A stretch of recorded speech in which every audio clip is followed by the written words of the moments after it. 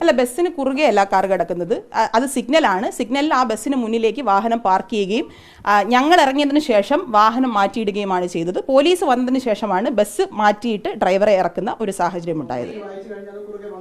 കുറുകെ വന്നതല്ല, ബസ്സിന് മുന്നിൽ, അതായത് സിഗ്നൽ ഉള്ള സ്ഥലത്ത് സ്വാഭാവികമായിട്ട് ബസ് പുറകിൽ നിർത്തുകയും ഞങ്ങൾ ബസ്സിന് മുന്നിൽ എത്തുകയും ചെയ്തു. ഞങ്ങൾ ഇറങ്ങിയതിന് ശേഷം വാഹനം മാറ്റിയിടുകയും അതിനുശേഷം ഡ്രൈവറോട് സംസാരിക്കുകയാണ് ചെയ്തത്. വാഹനം തടഞ്ഞു എന്ന് പറഞ്ഞു കഴിഞ്ഞാൽ ഞങ്ങൾ ആ വാഹനത്തെ ചേസ് ചെയ്യുകയും വാഹനം ഓടിക്കൊണ്ടിരിക്കുന്ന വാഹനത്തിന് മുന്നിലെത്തി ബലാത്കാരമായി അതിനെ തടഞ്ഞു വെക്കുമ്പോഴാണ് അത് തടഞ്ഞതാവുന്നത്. ഇതെപ്പോഴാണ് സംഭവിക്കുന്നത്?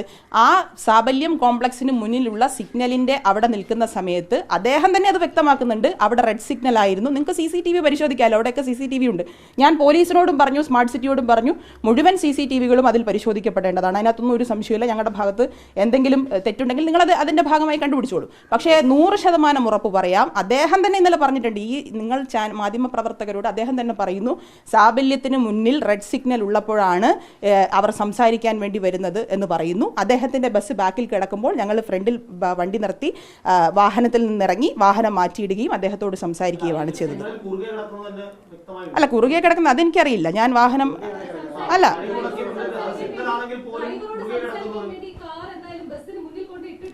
ബസ്സിന് മുന്നിൽ നിർത്തിയാണ് ഇറങ്ങിയത്. ബസ്സിന് മുന്നിൽ നിർത്തിയാണ് വാഹനത്തിൽ നിന്ന് ഇറങ്ങിയത്.